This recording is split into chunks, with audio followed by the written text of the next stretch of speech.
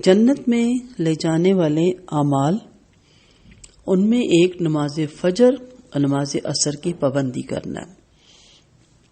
حضرت عمارہ بن روبیہ رضی اللہ عنہ فرماتے ہیں کہ رسول اللہ صلی اللہ علیہ وسلم نے فرمایا، کوئی ایسا شخص جہنم میں ہرگز داخل نہ ہوگا جس نے طلوع آفتاب سے پہلے اور غروب آفتاب سے پہلے نماز پڑھی، یعنی مراد فجر اور عصر کی نماز ہے۔ یہ مسلم کی روایت ہے۔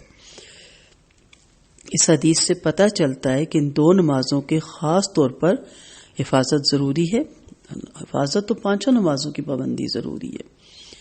کسی بھی نماز کو ہم خدا نخواستہ ہلکا نہیں سمجھ سکتے۔ آپ صلی اللہ علیہ وسلم کا فرمان ہے، پانچوں نمازیں جو اللہ نے بندے پہ فرض کی ہیں، جو شخص ان نمازوں کو اس طرح لے کر آئے گا کہ ان کے حقوق کو معمولی خیال کرتے ہوئے کسی نماز کو ضائع نہیں کیا ہوگا، تو اللہ تعالیٰ کا اس سے وعدہ ہے کہ اسے جنت میں داخل کریں گے۔ اور جو شخص ان نمازوں کو لے کر نہ آیا تو اس کے لیے اللہ کا کوئی وعدہ نہیں۔ اگر چاہے گا تو عذاب دے گا، اگر چاہے گا تو اسے جنت میں داخل کرے گا۔ یہ حدیث میں نے اس لیے آپ کو بتائی کہ پھر آگے ہم نماز فجر اور عصر کی بات کرتے ہیں۔ اس سے معلوم ہوتا ہے کہ فرض نمازیں 5 ہیں، اور یہ کہ جو ان نمازوں کی ان کے اوقات پہ پابندی کرے گا جنت میں داخلے کا مستحق ہوگا، اور یہ کہ نمازوں کی پابندی نہ کرنے والا عظیم خطرے میں ہے۔ اللہ تعالیٰ سے دعا ہے کہ ہمیں درست طریقے پر تمام نمازیں ادا کرنے کی توفیق عطا فرمائے۔ تو بات جو میں کر رہی تھی کہ ان دو نمازوں کی بے حد حفاظت ضروری ہے، اور یہ ہے کہ جو شخص ان کی حفاظت کرتا ہے اللہ تعالیٰ اسے جہنم سے بچا لیتا ہے۔ اس کی وجہ یہ ہے کہ یہ دو نمازیں انسانی نفس پہ گرا گزرتی ہیں، کیونکہ عصر کی نماز کا وقت عموماً کاروبار کا ہوتا ہے، اور صبح کا وقت انسان کے لیے نیند اور راحت کا ہوتا ہے۔ اس وقت نیند بڑے مزیدار اور خوشگوار آتی ہے، لہذا بستر اور سردیوں میں رضائی اور نیند کی لذت کو چھوڑنا اور وضو کے لیے اٹھنا اور نماز ادا کرنا، یہ سب چیزیں انسانی نفوس پر زیادہ مشقت کا باعث ہوتی ہیں۔ لہذا جو شخص ان دو نمازوں کی حفاظت کرنے والا ہوگا وہ دوسری نمازوں کی زیادہ حفاظت کرے گا، اور ایسا شخص دخول جہنم سے محفوظ رہے گا انشاءاللہ۔ اللہ ہم سب کو جہنم کے عذاب سے محفوظ رکھے۔ یہ ایک بہت بڑی نعمت اور عظیم ترین احسان ہے کہ انسان دوزخ کی آگ سے محفوظ ہو جائے اور اس سے نجات پا جائے۔ یہ ایسی دولت ہے جو قیمت دے کر حاصل نہیں ہو سکتی، لہٰذا اس کو مضبوطی سے تھامیے اور اس پر عمل کیجیے۔ یہ ایک بے انتہا دولت ہے، بس اس کے حصول کی خوب کوشش کیجیے کہ یہ دولت ہاتھ سے نکل نہ جائے۔ حضرت ابو موسیٰ رضی اللہ عنہ فرماتے ہیں، نبی کریم صلی اللہ علیہ وسلم نے فرمایا، یعنی جس نے 2 ٹھنڈی وقت کی نمازیں ادا کی وہ جنت میں داخل ہوگا۔ حدیث میں 2 سے مراد فجر اور عصر کی نماز ہے، اس لیے کہ فجر کی نماز رات کے ٹھنڈے حصے میں ہوتی ہے اور عصر کی نماز زوال کے بعد دن کے ٹھنڈے وقت میں ادا کی جاتی ہے۔ جو شخص یہ 2 نمازیں ادا کرے گا جنت میں داخل ہوگا۔ مطلب یہ ہے کہ ان 2 نمازوں کی پابندی کرنا دخول جنت کے اسباب میں داخل ہے، اور اس حدیث میں فجر اور عصر کی نماز کا خصوصیت سے ذکر آیا ہے تاکہ ان کے زیادہ اہتمام کیا جائے۔ لہٰذا جو شخص اپنی نیند اور غفلت یا کسی اور کام کی وجہ سے نمازوں کو ادا نہ کر سکے وہ محرومی سے دوچار ہوگا، اور اس نے اپنے لیے بڑا نقصان اختیار کیا۔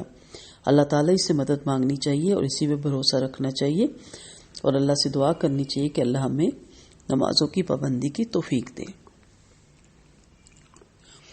حضرت ابو ہریرہ رضی اللہ عنہ فرماتے ہیں کہ آپ صلی اللہ علیہ وسلم نے فرمایا، دن اور رات کے فرشتے یکے بعد دیگر تمہارے پاس آتے جاتے ہیں اور عصر کی نماز اور فجر کی نماز میں اکٹھے ہو جاتے ہیں۔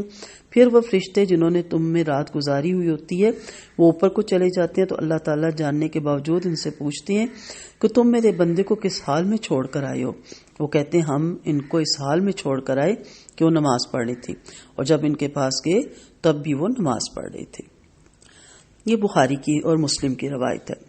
اس حدیث میں پوچھنے والے ملوک اللہ ہیں، اور جن سے پوچھا گیا وہ فرشتے ہیں، یعنی وہ مقرر فرشتے جو اللہ تعالیٰ کے پاس بندوں کی گواہی دیتے ہیں اور ان کی نماز کا اور حمد و ثنا اور جماعت میں حاضری کا تذکرہ کرتے ہیں۔ وہ پاک باز اور نیک فرشتے گواہی دیتے ہیں کہ وہ بندے نیک ہیں اور نمازی ہیں۔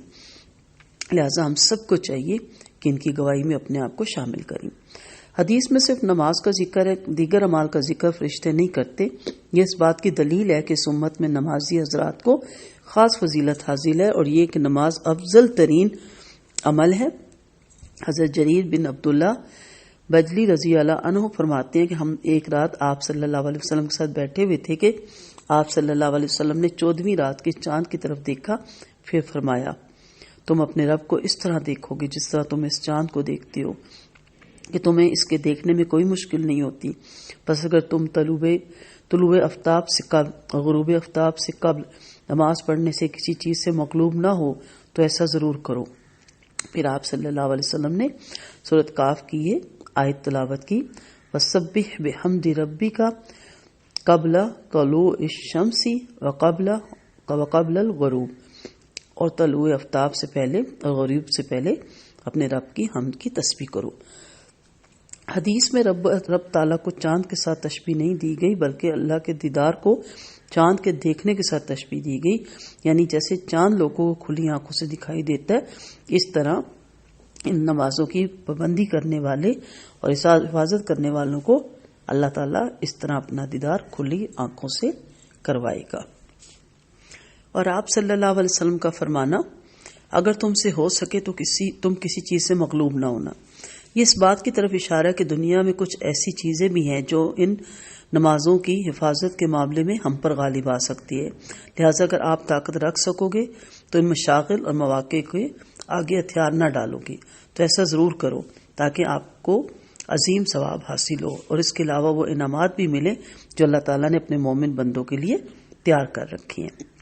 اس دور میں ایسے کام بہت زیادہ ہیں۔ کچھ لوگوں کی نمازوں کو بے مقصد کی شب بیداری اور فضول اور بیہودہ کھیل غالب آ جاتے ہیں، اور کچھ لوگوں کی نمازوں پر نیند اور غفلت کا غلبہ ہوتا ہے، اور کچھ لوگ ایسے بھی ہیں جن کو طالب علم کی بیداری نمازوں سے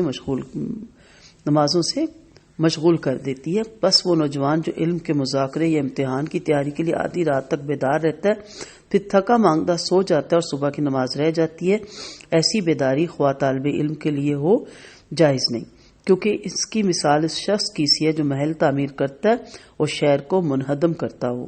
ایسے شخص پر تو لازم ہے کہ عشاء کی نماز کے بعد جلدی سو جائے تاکہ صبح کی نماز کے لیے جلدی صبح سویرے بیدار ہو سکے، اور اس کے بعد اپنے علم کا مذاکرہ کریں۔ آپ صلی اللہ علیہ وسلم نے فرمایا، میری امت کی صبح کے کاموں میں اے اللہ برکت ڈال دیں، آمین۔ بس اس پہ متنبہ ہونا چاہیے، کیونکہ اکثر نوجوان اس بات سے غافل ہیں۔ اللہ سے مدد مانگنی چاہیے کہ ہمیں جلدی سونے اور جلدی اٹھنے کی اللہ توفیق دے۔ اس حدیث پہ اس بات کی طرف اشارہ ہے کہ یہ دو نمازیں عظیم مرتبے کی ہیں، اور یہ کہ تمام نمازوں میں اشرف ترین ہیں۔ دیدار الہی کے بعد ان دو نمازوں کی حفاظت کا ذکر اس مناسبت سے کیا گیا کہ جنت میں جو نعمتیں اہل جنت کو ملیں گی، ان میں سب سے اعلیٰ نعمت اللہ تعالیٰ کا دیدار ہوگا، اور اسے دنیا میں تمام اعمال میں اشرف ترین عمل یہ دو نمازیں ہیں۔ لہٰذا جو شخص ان دو نمازوں کی حفاظت کرے گا کہ ان نمازوں کا کامل خشوع خضوع حضور قلبی اور آداب کی رعایت رکھتے ہوئے اپنے وقت پر ادا کرے گا، تو اس کے لیے امید کی جاتی ہے کہ وہ ان لوگوں میں شمار ہوگا جو اللہ تعالیٰ کی دیدار کی دولت سے مشرف ہوں گے، انہیں اللہ تعالیٰ کی دیدار کی دولت نصیب ہوگی۔ دیدار الہی کی اس نعمت کی عظمت پر غور کرنے کے لیے حضرت صہیب رضی اللہ عنہ کی روایت ہے، آپ صلی اللہ علیہ وسلم نے فرمایا، جب جنتی جنت میں داخل ہو جائیں گے تو اللہ تبارک تعالیٰ ان سے فرمائیں گے، کیا مزید کسی چیز کی تمہیں چاہت ہے تو بتاؤ۔ وہ کہیں گے، بھلا آپ نے ہماری چیزوں کو سفید نہیں کر دیا اور جنت میں داخل کر کے جہنم سے نجات نہیں دے دی، بھلا اب کس چیز کی ضرورت باقی رہ سکتی ہے؟ چنانچہ اللہ تعالیٰ حجاب کو دور کر دیں گے اور انہیں اپنے رب کے دیدار سے بڑھ کر کوئی چیز نہیں ملے گی۔ پھر آپ صلی اللہ علیہ وسلم نے اسی آیت کی تلاوت فرمائی، سورۃ یونس کی آیت ہے، للذین احسنوا الحسنی وزیادہ، اللہ ہمیں ان میں شامل کرے۔ اس میں کوئی شک نہیں کہ دیدار الہی کا حال ایسا ہی ہے کہ انسان کو پیش آنے والے خیالات سے بھی بلند اور عظیم ہے، اور یہ وہی چیز ہے جو اہل محبت اور معرفت کے ہاں مقصود اور مطلوب ہے، اور یہی چیز جنت کی روح اور حیات ہے، اور جنت بھی اسی کی بدولت خوشگوار بنی ہے اور اسی کی خاطر وجود میں آئی۔ تو جب ہم سب کو معلوم ہو گیا کہ ہم کھلی آنکھوں سے اپنے رب کا دیدار کریں گے تو کیا ہم اس نعمت کے حصول کے لیے کوشش کریں گے یا نہیں؟ جواب اگر ہاں ہے تو پھر اس کے لیے ضرور کوشش کیجیے، اس لیے کہ ہر خواہش مند کی غرض اور اس کے مقصود کی انتہا اللہ تعالیٰ کا دیدار ہی ہے۔ اللہ تعالیٰ ہم آپ سے آپ کے دیدار کی لذت اور ملاقات کا شوق مانگتی ہیں، اسی طرح کی کوئی چیز ضرر رساں نہ ہو اور گمراہ کن فتنے سے ہماری حفاظت فرمائیے۔ وآخر دعوانا ان الحمد للہ رب العالمین۔